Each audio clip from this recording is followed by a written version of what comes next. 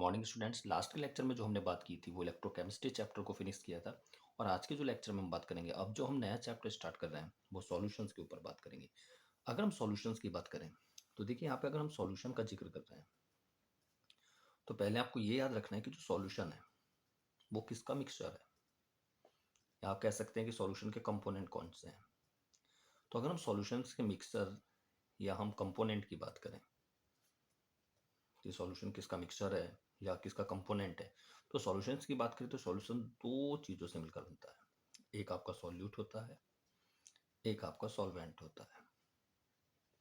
Solute का मतलब क्या है कि सॉल्यूट कौन है, सॉल्वेंट कौन है। तो जो जिसका अमाउंट लो है, लो अमाउंट, वो सॉल्यूट है। और जिसका अमाउंट क्या है, ज़्यादा है, हाई अमाउंट, वो आपका क्या है, सॉल्वेंट है। कह सकते हैं कि जिसको हम डिजोल्व कर रहे हैं वो क्या है, आपका सॉल्यूट है, और जिसमें हम डिजोल्व कर रहे हैं वो क्या है, आपका सॉल्वेंट है। जैसे फॉर एग्जाम्पल हम बात करें, मान लीजिए आपके पास यहाँ पे मैंने कहा कि ये 1 लीटर, यहाँ पे आपके पास 1 लीटर वाटर है, आपके पास यहाँ पे 1 लीटर वाटर है। और मैंने क्या कहा है, इसमें मैंने आपसे कहा कि इसमें हमने 10 ग्राम शुगर को मिला दिया है। तो जिसको मिलाया गया है, जिसको डिजोल्व किया गया, वो क्या है, आपका सॉल्यूट। और जिसमें हम मिला रहे हैं वो क्या है, आपका सॉल्वेंट। तो सॉल्यूट और सॉल्वेंट से ही आपकी क्या निकलती है, कंसंट्रेशन। एक पॉइंट आता है यहाँ पे छोटा सा कि कंसंट्रेशन क्या है। तो डेफिनेशंस को याद नहीं करना है, रट्टाफिकेशन नहीं मानना है। सॉल्यूट सॉल्वेंट का तो हमें पता चल गया। जैसे हमने क्या कहा कि 1 लीटर वाटर लिया है आपसे और उसमें हमने 10 ग्राम क्या मिला दिया, शुगर मिला दिया है। तो 1 लीटर वाटर में जितना अमाउंट किसका होता है, सॉल्यूट का होता है, जो मिलाने वाले का है। तो जिसको मिला रहे हैं वो क्या होता है, आपका सॉल्यूट, और जिसमें मिलाते हैं वो क्या होता है, आपका सॉल्वेंट। अगर मैं इसी सॉल्यूशंस के आपसे पूछता हूँ कि इसकी कंसंट्रेशन क्या होगी, तो कंसंट्रेशन के लिए हमेशा याद रखिए अमाउंट ऑफ सॉल्यूट जितना आपने मिलाया है, नीचे अमाउंट ऑफ सॉल्वेंट,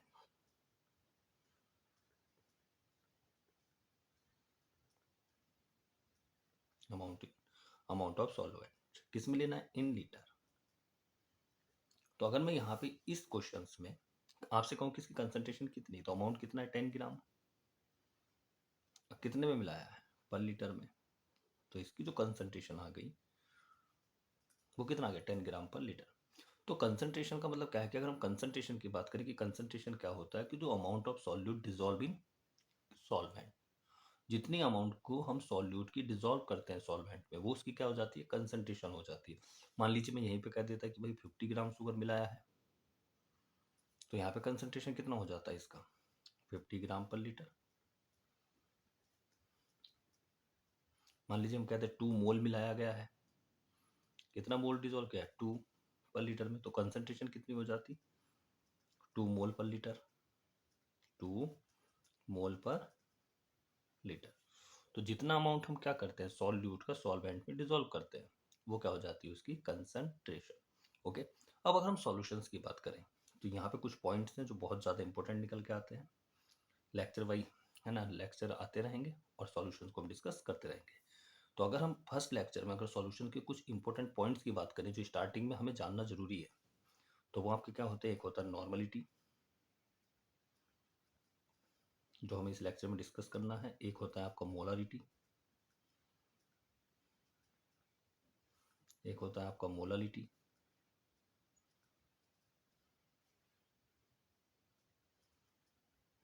और एक आपको इसमें डिस्कस करना है मोल फ्रैक्शन, मोल फ्रैक्शन। तो इस लेक्चर में हमें इन 4 पॉइंट्स पे डिस्कस करना है। किस किस पे डिस्कस करना है, कि आपको नॉर्मलिटी क्या होती है, मोलारिटी क्या होती है, मोलालिटी क्या होती है, मोल फ्रैक्शन क्या होता है, और क्या रिलेशन होता है नॉर्मलिटी और मोलालिटी के बीच में। रिलेशन भी देखना है कि नॉर्मलिटी और मोलालिटी के बीच में क्या रिलेशन होता है। तो हम स्टार्टिंग करते हैं किससे, नॉर्मलिटी से। किससे बात करते हैं, नॉर्मलिटी से। तो नॉर्मलिटी की अगर हम बात करते हैं, किसकी बात कर रहे हैं, नॉर्मलिटी। तो अगर नॉर्मलिटी की बात आ रही तो नॉर्मलिटी को हम कैसे डिफाइन कर सकते हैं। मान लीजिए ये आपके पास सॉल्यूशन है 1 लीटर। 1 लीटर क्या है आपके पास सॉल्यूशन है, और इसमें आपने क्या डाला है, जितना आपने इसमें सॉल्यूट 1 लीटर सॉल्यूशन हो गया, ये आपका सॉल्यूशन हो गया। इसमें हमने क्या डाला है, ग्राम इक्विवेलेंट। भाई इतनी बात याद रखिए, अगर आपको इतनी बात याद है कि अगर आपके पास पर लीटर सॉल्यूशन है और उसमें आप किसको डाल रहे हैं, ग्राम इक्विवेलेंट को, तो आपकी नॉर्मेलिटी हो जाएगी। कैसे हो जाएगी, देखिए आपको क्या लिखना है कि जो आपने डिजोल्व किया है, याद रखिए उसको शुरू में लिखना है। तो क्या डेफिनेशन बन गई, the number of gram equivalent, the number of gram equivalent किस में डिसॉल्व किया, पर लीटर सॉल्यूशन। तो the number of gram equivalent dissolve in per litre solution, per litre solution known as normality, known as normality, याद रखेंगे। तो the number of gram equivalent जो dissolve किया जाएगा उसका क्या लेना, नंबर लेना है, और उसको किस में डिसॉल्व करना है, पर लीटर सॉल्यूशन। अगर ऐसे हम अगर मोलारिटी की बात करते हैं, किसकी बात करते हैं, मोलारिटी, तो मोलारिटी में क्या लेना है आपको, बस the number of gram equivalent की जगह क्या आ जाएगा, मोल्स आ जाएगा, द नंबर ऑफ मोल्स, है ना, the number of gram equivalent of solute dissolve in per litre solution known as normality. तो याद रखेंगे। अगर हम इसके अब इसे हम किससे रिप्रेजेंट करते हैं, it is represented by capital N. तो जिसको डिसॉल्व करना है उसका नंबर लिखना है, और किससे dissolve in per litre solution, किस में डिसॉल्व कर देना, पर लीटर सॉल्यूशन। और मोलारिटी की बात करेंगे तो the number of gram equivalent की जगह क्या आ जाएगा, मोल्स आ जाएगा, क्या आ जाएगा, मोल्स। तो क्या फॉर्मूला बनेगा इसका, अगर हम बात करें तो नॉर्मलिटी ऊपर क्या आएगा, number of gram equivalent, number of gram equivalent of solute dissolve इन किस में, पर litre solution, per litre solution. ठीक है। तो अगर आपसे नॉर्मलिटी की बात की जा रही है तो नॉर्मलिटी में आप क्या लिखेंगे, the number of gram equivalent of solute, फिर से बोल रहा हूँ, the number of gram equivalent of solute dissolve in per litre solution known as normality. अगर मैं यहाँ पे मोलरिटी की बात करूंगा तो ग्राम इक्विवेलेंट की जगह क्या लगा देंगे आप, मोल्स लगा देंगे, बाकी सेम। अब नॉर्मलिटी को किससे रिप्रेजेंट करते हैं, it is represented by capital N. ऊपर क्या जाएगा, ऊपर हमेशा वो आता है जिसकी अमाउंट कम होती है। अब कम किसकी अमाउंट होती है, सॉल्यूट की। तो यहाँ पे क्या बन गया आपका, normality equal number of gram equivalent of solute upon में क्या पर लीटर सॉल्यूशन। अगर मान लीजिए ये सॉल्यूशन आपको एमएल में दिया गया है तो क्या बनेगा फिर, number of gram equivalent of solute, और सॉल्यूशन क्या में दे दिया आपको, एमएल में। तो आप क्या कर देंगे, इसको 1000 से डिवाइड। तो उस कंडीशन में अगर सॉल्यूशन एमएल में है तो क्या फॉर्मूला बन जाएगा नॉर्मलिटी का आपका, number of gram equivalent of solute upon solution in ML, और ये कहाँ पहुंच जाएगा आपका ऊपर, इनटू 1000। तो ये फॉर्मूला आपको बहुत अच्छे से याद रखना है। नॉर्मलिटी में लेना क्या होता है, सॉल्यूट के ग्राम इक्विवेलेंट। ओके, अब बात करते हैं मोलरिटी पे। अगर हम मोलरिटी की बात करें तो मोलरिटी में क्या होता है, इसमें ग्राम इक्विवेलेंट की जगह आपको क्या लेना है, बाकी सेम रहेगा, सिर्फ क्या लेना है, नॉर्मलिटी में the number of gram equivalent, इसमें लेना है मोल्स। तो क्या डेफिनेशन बनेगी आपकी, the number of moles, the number of moles of solute dissolve in per litre solution, dissolve in per litre solution. अगर नॉर्मलिटी है तो ग्राम इक्विवेलेंट, मोलरिटी है तो मोल्स, बाकी सेम। तो the number of moles of solute dissolve in per litre solution known as क्या जाएगा आपका, मोलरिटी, मोलरिटी। अब इसको किससे रिप्रेजेंट करते हैं, अगर इसकी बात करें तो it is represented by capital M, it is represented by capital M. तो अगर हम इसकी बात करें तो इसका क्या फॉर्मूला बनेगा, आपको पता है कि मोलरिटी में हम क्या यूज कर रहे हैं, number of moles of solute. मैंने पहले ही कहा कि जिसका अमाउंट कम होता है वो कहा जाएगा ऊपर, तो number of moles of solute, और नीचे क्या आ जाएगा, सॉल्यूशन इन लीटर। मान लीजिए अब किसी क्वेश्चन से मैं आपको मोल्स नहीं देके वेट दिया गया है, मोल्स ना देके क्या दिया गया है, वेट दिया गया है। तो अगर आपको क्वेश्चंस में वेट दिया गया है, क्या दिया जा रहा है, वेट, तो आप वहां से मोल्स निकाल सकते हैं, क्योंकि आपको पता है मोल्स इक्वल क्या होता है, वेट अपॉन मॉलिक्यूलर वेट। मान लीजिए किसी क्वेश्चन में आपको सॉल्यूट का क्या दिया गया है, वेट दिया गया है, मोल्स नहीं दिए गए हैं, तो आप मोल्स की जगह क्या कर सकते हैं, वेट अपॉन मॉलिक्यूलर वेट। तो उस कंडीशन में क्या फॉर्मूला बनेगा आपका, molarity equal weight of solute upon weight molecular weight of solute. Moles ऐसे ही तो निकलता है भाई, मोल्स क्या होता है, N equal W upon M, तो मॉलिक्यूलर वेट ऑफ सॉल्यूट। और सॉल्यूशन मान लीजिए आपको एमएल में दिया गया है, तो एमएल के लिए हम क्या करते हैं, 1000 से डिवाइड कर देंगे, तो 1000 ऊपर पहुंच जाएगा और ये इसके साथ, तो क्या फॉर्मूला बनेगा आपका, वेट ऑफ सॉल्यूट तो small W upon molecular weight M, solution किस में है आपका, इन एमएल, और किससे डिवाइड किया आपने, 1000 से, तो ये इसके पास और ये इसके पास, तो क्या फॉर्मूला बना आपका मोलरिटी का, तो मोलरिटी आपकी बन गई weight upon molecular wait 1000 upon solution in litre. ये आपकी क्या हो जाएगी, मोलरिटी हो जाएगी। अब मोलरिटी के बाद हमें किसका फॉर्मूला बनाना है, मोलालिटी का। किसका फॉर्मूला बनाएंगे, मोलालिटी। अगर हम मोलालिटी की बात करते हैं, अब किसकी बात करते हैं, मोलालिटी।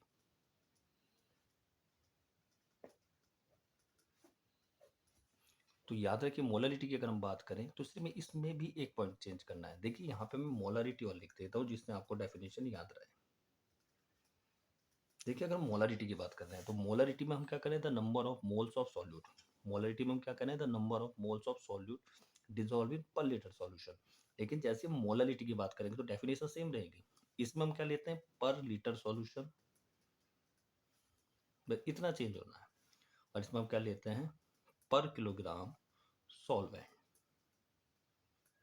तो इसमें सॉल्यूशन लेना है, इसमें क्या लेना है, पर किलोग्राम सॉल्वेंट, बाकी क्या रहेगा सेम। तो क्या डेफिनेशन बनेगी इसकी, कि the number of moles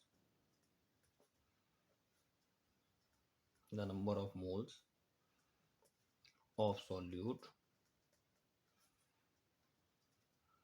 dissolve in per kilogram solvent, per kilogram solvent. Okay, क्या कहेंगे, नॉन एज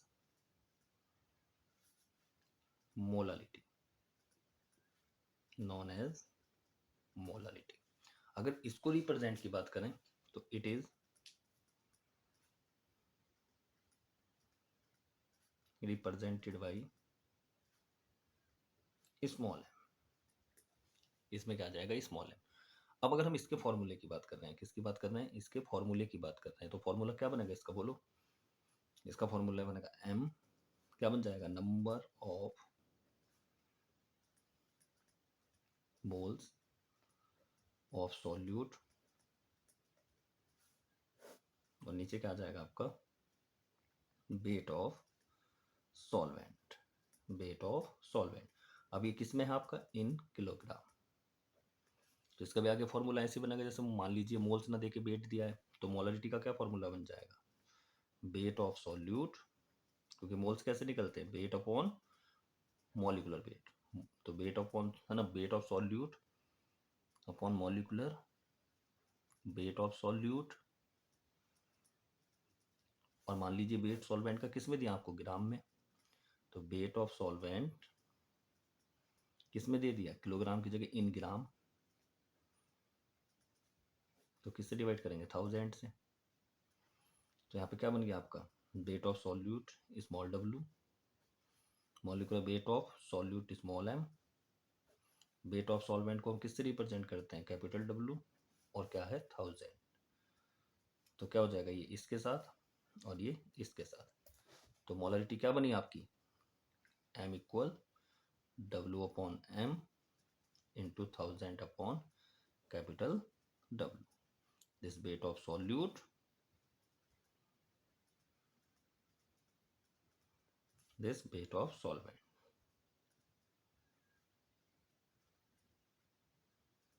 तो ये आपका क्या आ जाएगी? मोलालिटी। ये आपका किसका फॉर्मूला हो जाएगा? मोलालिटी का। नेक्स्ट देखते हैं हम। अब बचा इसमें मोल फ्रैक्शन की बात करने की। तो ये फॉर्मूले आपके आ गए। अब इन पे फिर हम न्यूमेरिकल्स करके देखेंगे। तो नॉर्मलिटी भी हो गई है, मोलारिटी भी होगी, मोलालिटी भी होगी। अब जो नेक्स्ट इसमें है वो क्या है आपका? Mole fraction. तो नेक्स्ट जो इसमें आता है वो क्या आता है आपका? Mole fraction. Mole fraction. अगर हम मोल फ्रैक्शन की बात करते हैं तो आपको पता है कि जो एक सॉल्यूशन है उसके कंपोनेंट कौन कौन से होते हैं? एक आपका सॉल्यूट होता है और एक क्या होता है आपका? सॉल्वेंट। तो आपको ये देखना है कि आपको जो क्वेश्चन दिया गया है उसमें मोल फ्रैक्शन किसका निकाल रहे हैं। देखिए, आप जिसका भी मोल फ्रैक्शन निकाल रहे हैं, मान लीजिए मैंने आपसे कहा है कि आपको सॉल्यूट का मोल फ्रैक्शन निकालना है, तो जिसका भी मोल फ्रैक्शन आप निकाल रहे हैं, तो मान लीजिए मैंने कहा सॉल्यूट का मोल फ्रैक्शन निकाल लिया, तो जिसका मोल फ्रैक्शन आप निकालेंगे, मोल फ्रैक्शन ऑफ सॉल्यूट, तो जिसका मोल फ्रैक्शन आप निकाल रहे हैं तो उसको हम क्या रखेंगे? उसके मोल्स कहाँ रखना है? ऊपर। तो नंबर ऑफ मोल्स, जिसका भी मोल फ्रैक्शन निकालेंगे उसके मोल्स आपको कहाँ रखने हैं? ऊपर। Number of moles of solute, और डिवाइड किससे करेंगे? सॉल्यूट प्लस सॉल्वेंट के मोल से। तो number of moles of solute, जिसका भी मोल फ्रैक्शन निकालेंगे उसके मोल्स ऊपर रखना है और नीचे टोटल मोल्स लिखना है। समझ गए आप? फिर से बोल रहा हूँ, जिसका मोल फ्रैक्शन आप निकालेंगे उसके मोल्स को ऊपर लिखना है और नीचे टोटल मोल्स। तो टोटल में कौन आ जाएगा आपका? सॉल्यूट भी और सॉल्वेंट भी। तो नीचे क्या आ जाएगा? Number of moles of solute plus number of moles of solvent. अब मैंने आपसे कहा अब हम मोल्स मान लेते हैं। मान लीजिए सॉल्यूट के मोल्स स्मॉल n है। Number of moles of solute कितना मान लिया हमने? Small n। और number of moles of solvent, number of moles of solvent हमने मान लिया उसके मोल्स कितने हैं सॉल्वेंट के? Capital N। तो सॉल्यूट के मोल्स कितने हैं? Small n। और सॉल्वेंट के मोल्स कितने हैं? Capital N। तो यहाँ पे क्या मोल फ्रैक्शन हो गया सॉल्यूट का? Small n, number of moles of solute, और नीचे क्या आ जाएगा? Small n plus capital N। तो किसका फॉर्मूला होगा? Mole fraction of solute. इसी तरह से हम किसका मोल फ्रैक्शन निकाल सकते हैं? सॉल्वेंट का। कि मोल फ्रैक्शन ऑफ सॉल्वेंट। तो जब मोल फ्रैक्शन आप सॉल्वेंट का निकालेंगे तो इसमें भी क्या होगा? Number of moles of solvent, और नीचे क्या आ जाएगा? Total number of moles. तो टोटल में कौन आ जाएगा आपका? Number of moles of solute plus number of moles of solvent. तो इसका क्या फॉर्मूला बना? अगर हम मोल फ्रैक्शन ऑफ सॉल्वेंट, तो number of moles of solvent. अब मोल्स ऑफ सॉल्वेंट, सॉल्वेंट के मोल्स कितने हैं? Capital N। और नीचे क्या आ जाएगा? टोटल। तो टोटल में सॉल्यूट के कितने हैं? Small n plus capital N। तो नीचे का जो पोर्शन है, जब वो मोल फ्रैक्शन ऑफ सॉल्यूट हो तब भी यही आना है, जब मोल फ्रैक्शन ऑफ सॉल्वेंट हो तब भी यही आएगा। चेंज क्या होना है? आप जिसका मोल फ्रैक्शन निकाल रहे हैं उसके मोल्स चेंज हो जाएंगे। अगर मोल फ्रैक्शन ऑफ सॉल्यूट के निकाल रहे हैं तो ऊपर सॉल्यूट के मोल्स आएंगे, और नीचे अगर आप किसका निकाल रहे हैं? मोल फ्रैक्शन ऑफ सॉल्वेंट निकाल रहे हैं तो सॉल्वेंट के मोल फ्रैक्शन में ऊपर सॉल्वेंट के मोल्स आ जाएंगे। अब जब आप न्यूमेरिकल्स करेंगे तो न्यूमेरिकल्स करते समय आपको एक बात याद रखनी है कि आपको एक का मोल फ्रैक्शन निकालना है, या तो आप सॉल्यूट का निकाल लें या सॉल्वेंट का निकाल लें, क्योंकि दूसरे का ऑटोमेटिक निकल जाता है। कैसे निकल जाता है इसके लिए एक बात याद रखनी है, क्योंकि जो मोल फ्रैक्शन सॉल्यूट का होता है और सॉल्वेंट का होता है, इन दोनों का जो सम होता है वो 1 के इक्वल होता है। कहने का मतलब क्या है कि ऐसे याद रखना है कि mole fraction of solute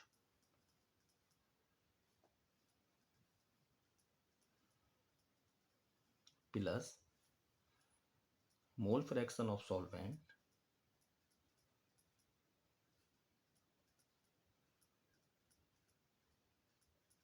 equal 1।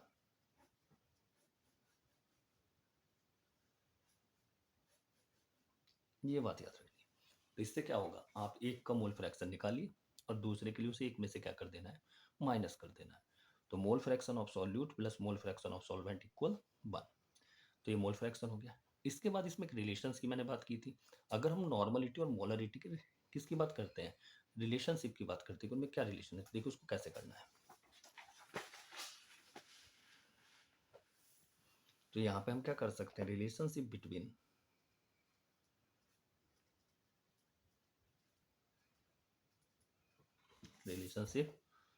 Between normality and molarity. अगर हम इनके रिलेशंस की बात करते हैं तो इसमें आपको क्या याद रखना है, इसमें आपको ये याद रखना है कि मान लीजिए आपको एसिड या बेस दिया गया है, क्वेश्चंस में वो क्या दे रहा है, एसिड या बेस। तो एसिड और बेस के केस में कैसे बनेगा इसका रिलेशन, तो इसका रिलेशन बनेगा आपका normality equal molarity into number of S positive या ओ एच नेगेटिव आयंस। क्योंकि आपको पता है अगर एसिड बन रहा है तो एच पॉजिटिव देगा, और आपका बेस बन रहा है तो ओ एच नेगेटिव देगा। तो अगर एसिड या बेस का केस है, किसका केस है, एसिड या बेस का केस आ रहा है, और वो आपसे क्या कह रहा है कि नॉर्मलिटी दी गई है, मोलरिटी पूछ रहा है, मोलरिटी दी गई नॉर्मलिटी पूछ रहा है। कैसे, मान लीजिए मैंने आपसे यहाँ पे क्वेश्चन कहा कि 0.05 M NaOH calculate the value of normality. यहाँ पे आपकी नॉर्मलिटी क्या होगी। तो देखिए क्वेश्चन में आपको क्या दिया गया है, क्वेश्चंस में आपको यहाँ पे उसने क्या दिया है, उसने आपको यहाँ पे बेस दिया है। पहले आपको यही देखना है कि आपको एसिड दिया गया है या बेस दिया गया है। यहाँ पे अगर हम बात करें तो यहाँ पे आपको उसने बेस दिया है, तो जब उसने बेस दिया है तो हम आप इसको डिसोसिएट कर लेंगे। तो NaOH कैसे डिसोसिएट होगा, Na positive plus OH negative. तो यहाँ पे अगर हम OH के नंबर्स की बात करें तो OH का नंबर कितना आ रहा है, 1। अब आपको पता है नॉर्मलिटी इक्वल क्या होता है, नॉर्मलिटी इक्वल कितना आ जाएगा, अब मोलरिटी कितनी दी गई है 0.05, नंबर ऑफ एच तो दिया नहीं, OH कितना है 1, तो इसका नॉर्मलिटी कितना हो जाएगा 0.05 N। मान लीजिए कहीं पे एसिड या बेस ना देकर आपको साल्ट दे रहा है, क्या दे रहा है आपको, एसिड या बेस ना देके क्या दे रहा है आपको, साल्ट दे रहा है। तो साल्ट में आप क्या लगा देंगे, number of charge, number of charge, जितना चार्ज आपको दिया जाएगा तो उस केस में क्या हो जाएगा, नंबर ऑफ एच पॉजिटिव या ओ एच नेगेटिव नहीं आएगा। ये कब आना है, जब एसिड या बेस दिया गया। मान लीजिए कहीं पे आपको साल्ट दिया गया है तो साल्ट पे चार्ज देख लीजिए, जितना चार्ज होगा उससे मल्टीप्लाई कर लेंगे। ओके, एक क्वेश्चन और देखते हैं इस पे। देखिए मान लीजिए आपको ऐसे क्वेश्चन दिया गया, उसने कहा है कि 0.05 एम H2SO4 कैलकुलेट या find out the value of, calculate the value of normality.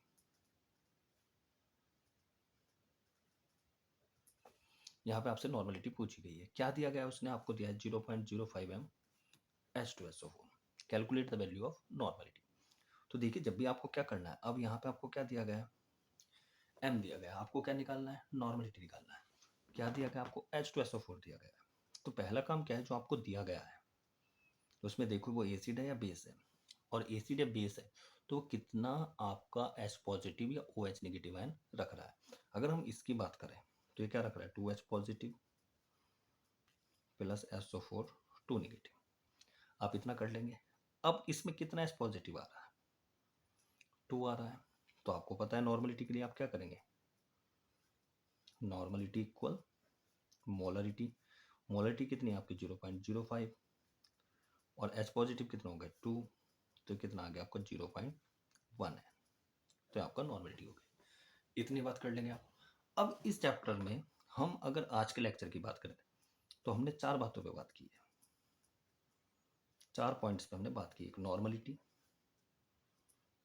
एक मोलरिटी, एक मोलालिटी,